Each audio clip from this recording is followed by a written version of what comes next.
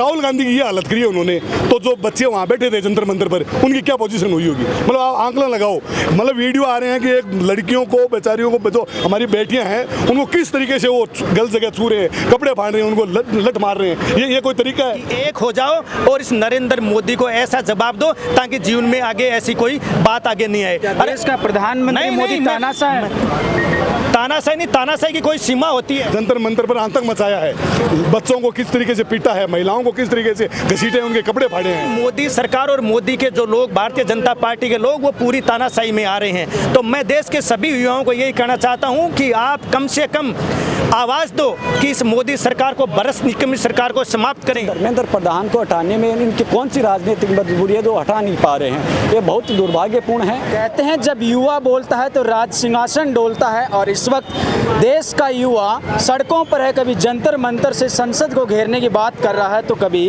शिक्षा मंत्री धर्मेंद्र प्रधान का इस्तीफा मांग रहा है। अब तो बात यहाँ तक आ गई है कि गृह मंत्री अमित शाह और प्रधानमंत्री मोदी के भी इस्तीफे मांगे जा रहे हैं। नमस्कार, इस वक्त मैं हूँ फतेहपुर में, और फतेहपुर में कांग्रेस के द्वारा प्रधानमंत्री मोदी का पुतला जलाया गया है। आइए बात करते हैं क्या है मामला। नमस्कार।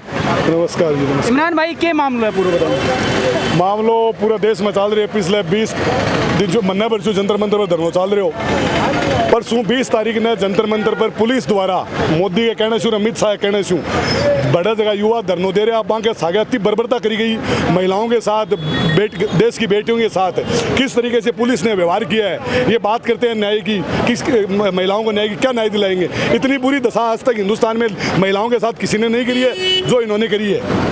सब पूरा देश देख रहा है कि 20 तारीख को किस तरीके से इन लोगों ने जंतर मंतर पर आतंक मचाया है, बच्चों को किस तरीके से पीटा है, महिलाओं को किस तरीके से घसीटे, उनके कपड़े फाड़े हैं। फिर कल 20 प्रधानमंत्री आवास के बाहर देश के नेता प्रतिपक्ष प्रदर्शन कर रहे थे, उनको और पूरे कांग्रेस कमेटी के नेता, जो भी प्रतिपक्ष के सांसद थे, उनको घसीट के हिरासत में लिया है। ये देश देख रहा है क्या हालत कर रखी है देश की। उसी को लेकर आज यहाँ ब्लॉक कांग्रेस कमेटी द्वारा फतेहपुर में प्रधानमंत्री नरेंद्र मोदी का पुतला दहन कर विरोध प्रदर्शन दर्ज कराया गया है। जिस तरीके से कल राहुल गांधी को पकड़कर पुलिस लेकर जा रही थी, लीडर ऑफ अपोजिशन को, क्या ये देश देख रहा है? हाँ, देख रहा है।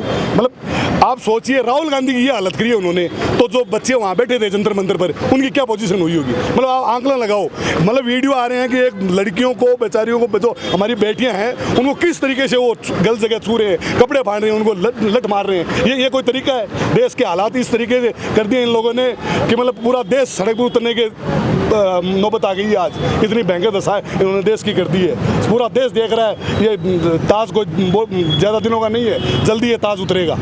खबर आ रही है कि बंगाल से भी एक बटालियन भेजी गई है, 20 बटालियन आई है, कुछ ऐसा जंतर मंतर पर वहाँ के लोगों के लिए।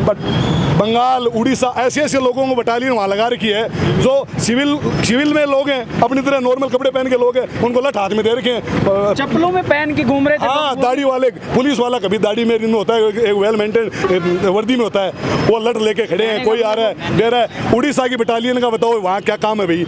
क्यों लगाया? कि उनके हिंदी समझ में नहीं आती, बच्चे कुछ बोलेंगे तो उनके समझ में नहीं आएगा, उनको लगा रहेगा तुम तो जूत पहन लो, बस जो बैठे उनके जूत पहन लो। क्या हालत कर रखी है देख लो आपके सामने।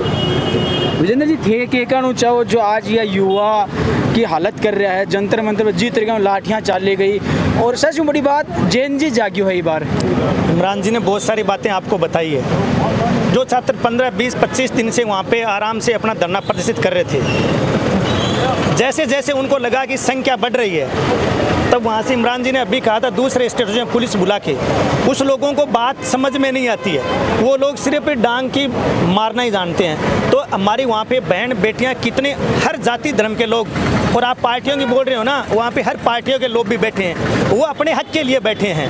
तो उन पे जो लाठी चार्ज किया था, करीबन 2 ट्रक आप जूतों चप्पलों के भर सकते हो, इतने लोग तो जूते चप्पल वहाँ पे छोड़ के भाग चुके हैं, और इनकी इतनी बुरी दशा की गई है। उसके पक्ष में जब हमारी कांग्रेस पार्टी के पूरे आला कमान और शीर्ष नेता राहुल गांधी जी, प्रियंका गांधी जी, सोनिया गांधी जी, तीनों लोग वहाँ पहुँचे, शांति प्रिय बात करने के लिए मोदी जी के घर के सामने पहुँचे कि ये धर्मेंद्र प्रधान है, उसका इस्तीफा आप स्वीकार कर लो।